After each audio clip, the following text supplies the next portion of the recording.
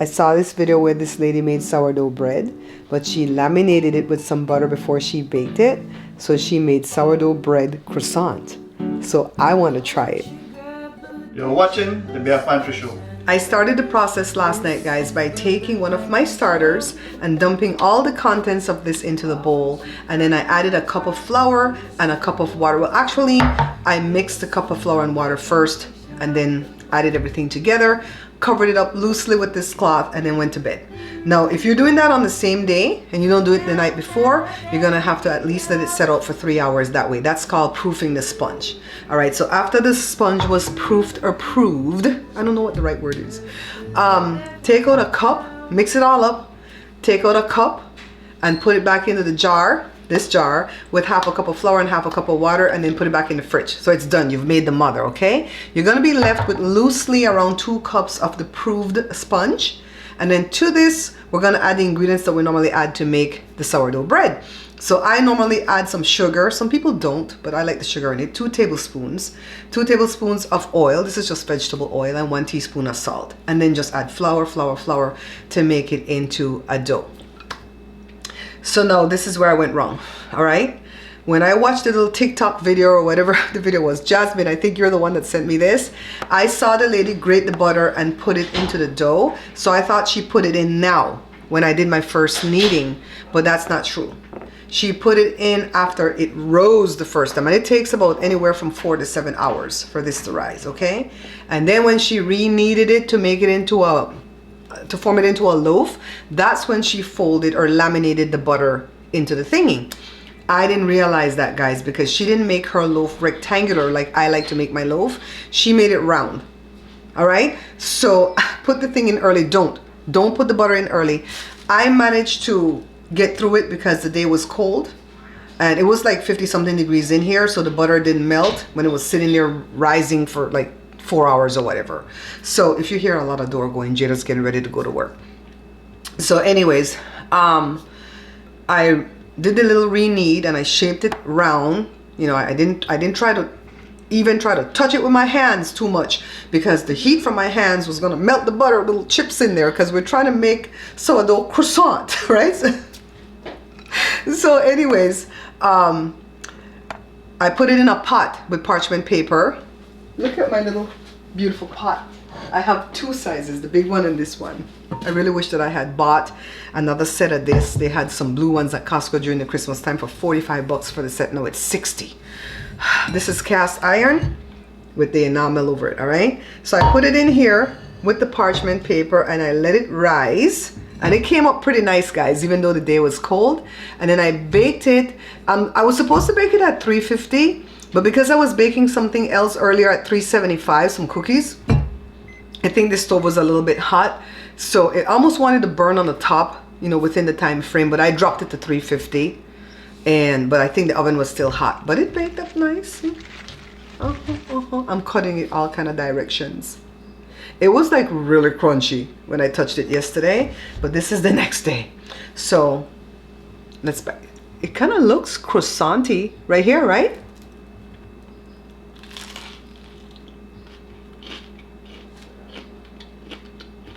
So it went for 40 minutes.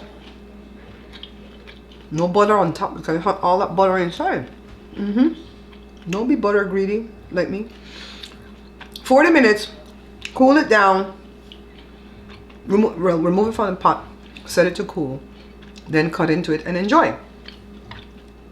Now, would I do this again? Probably. The reason I say probably is because it's a lot of butter. And butter is expensive. A whole stick of butter, guys? I'd rather use a stick of butter to make pie dough.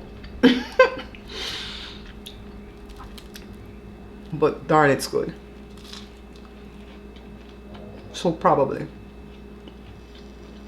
If I had the butter on hand. But remember, put it in on the second kneading. What are you gonna do if the day is hot? I don't know. I just saw the video and I tried. That's what I do. So in the summer I might do it again and see what the heck do we do, because we can't put the bread in the fridge to keep it chill like the way you do with croissants. So although bread will stop rising, you know what I mean? It's pretty good though. So thank you, Jazz, for sending me that video. I love when you guys send me these videos because if it's something interesting, I'll try it. I hope I don't have crumbs on my lip. You guys want some? Some? No, I'm not looking in the door of the camera to see if it's like fuzzing up my face, right? You see. Oh, I'm good. I have this thing on, this camera has this thing that's called product feature. So like when I show you the product, you should be able to see it. And when I move it, you should be able to see my face right away.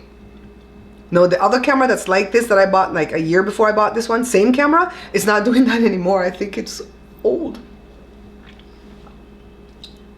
This is the Bare Pantry Show. Hi people, how you guys doing? You guys, my book came in. I bought 5 of the cake books for sale, and unfortunately I'm sold out. So if you want cake book, can you place your order? Can you just like go in the comments below and say, hey, I want 1B, I want 1B, so I can know how much to buy this go around, because I'm gonna buy again today after this video is up, all right? But this is what the cake book looks like.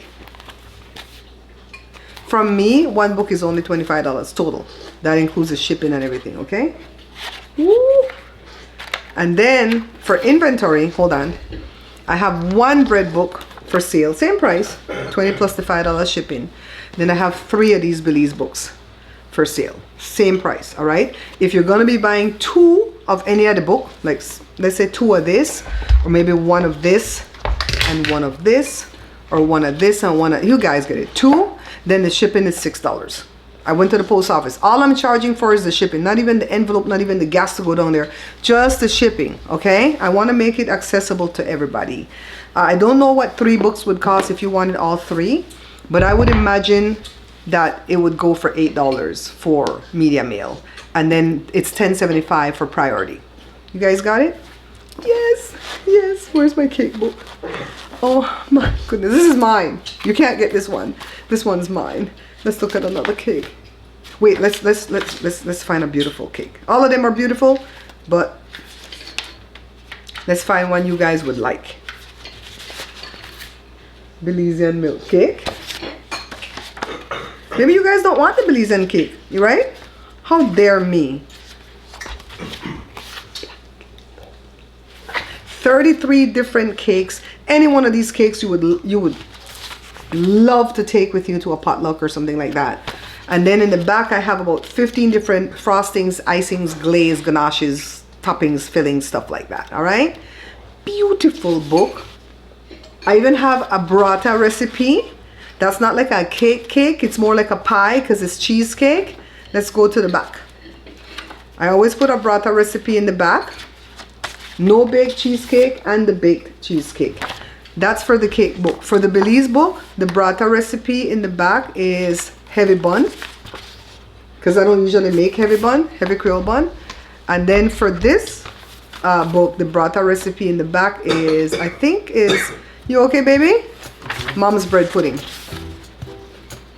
Mom's bread pudding is the burrata. I always have an extra recipe that don't really go with the book, but it kind of goes. Look, I have all this stuff in the bread book where I can show you how to fold the dough and stuff like that. You guys, thank you so much to everybody who bought the first batch of book that I got, all right?